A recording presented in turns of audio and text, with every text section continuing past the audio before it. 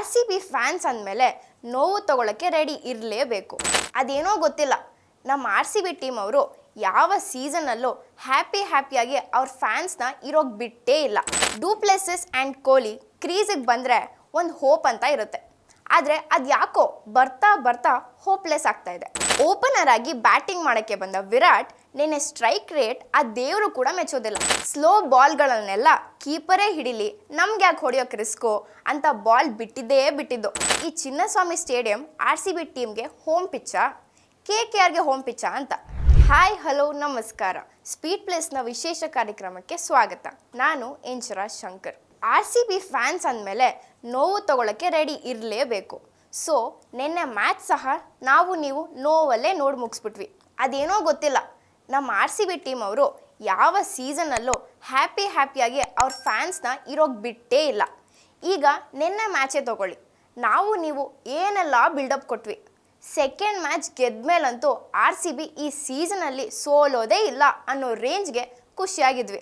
ಆದರೆ ಮೂರನೇ ಮ್ಯಾಚಲ್ಲಿ 3 ನಾಮ ಹಾಕಿದ್ರು. ನಿನ್ನೆ R C B versus Kolkata match ಇತ್ತು.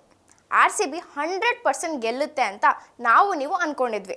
ಆದರೆ ಮ್ಯಾಚ್ ಸ್ಟಾರ್ಟ್ ಆದಾಗಿಂದ ಮುಗಿಯೋ ತನಕ ಗೆಲ್ತೀವಿ ಅನ್ನೋ ಮೂಡ್ ಸೆಟ್ ಮಾಡಲೇ ಇಲ್ಲ.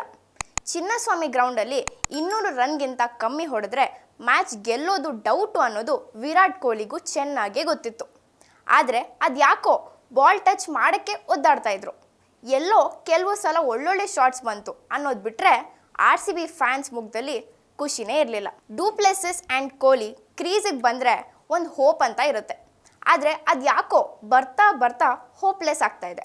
ಒಳ್ಳೆ ಸ್ಟಾರ್ಟ್ ಸಿಕ್ತು ಅಂತ ಖುಷಿಯಾಗಿ ಇನ್ನೇನು ಬೇರೆ ಟೀಮ್ ಫ್ಯಾನ್ಸ್ ಆಗಿರೋ ಫ್ರೆಂಡ್ಸ್ಗೆ ಮೆಸೇಜ್ ಮಾಡಿ ಉರ್ಸೋಣ ಅನ್ನೋದ್ರೊಳಗೆ du Plessis out. R C B fans mood ಕೂಡ ಔಟ್. ಓಪನರ್ ಆಗಿ ಬ್ಯಾಟಿಂಗ್ ಮಾಡೋಕ್ಕೆ ಬಂದ ವಿರಾಟ್ ನಿನ್ನೆ ಸ್ಟ್ರೈಕ್ ರೇಟ್ ಆ ದೇವರು ಕೂಡ ಮೆಚ್ಚೋದಿಲ್ಲ. 20 ಓವರ್ಸಲ್ಲಿ ವಿರಾಟ್ ಕೊಹ್ಲಿ ಪಿಚ್ಚಲ್ಲಿ ನಿಂತ್ಕೊಂಡ್ರೆ 100+ ರನ್ ಹೊಡೆಯೋದು ಗ್ಯಾರಂಟಿ ಅಂತ ಅಂದ್ಕೊಂಡಿದ್ವಿ.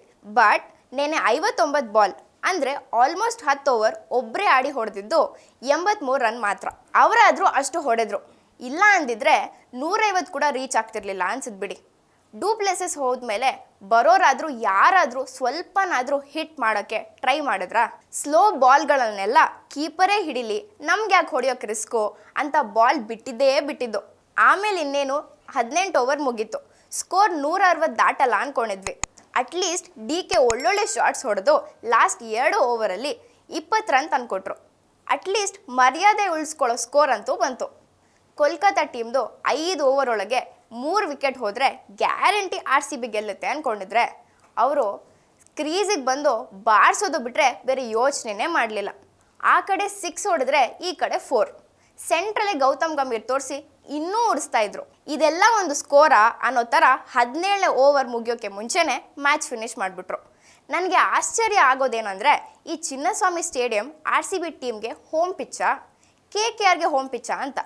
ಇಲ್ಲಿ ತನಕ KKR ಟೀಮ್ ಬೆಂಗಳೂರು ಪಿಚ್ಚಲ್ಲಿ ಆರ್ ಸಿ ಬಿ ಮೇಲೆ 12 ಮ್ಯಾಚ್ ಆಡಿದರೆ ಅದರಲ್ಲಿ 8 ಮ್ಯಾಚ್ KKR ಅವರೇ ಗೆದ್ದಿದ್ದಾರೆ. 2015ನಿಂದ ಇಲ್ಲಿ ತನಕ ಆರ್ ಸಿ ಬಿ ಅವರು KKR ಮೇಲೆ ಒಂದೇ ಒಂದು ಸಿಂಗಲ್ ಮ್ಯಾಚ್ ಕೂಡ ವಿನ್ ಆಗಿಲ್ಲ.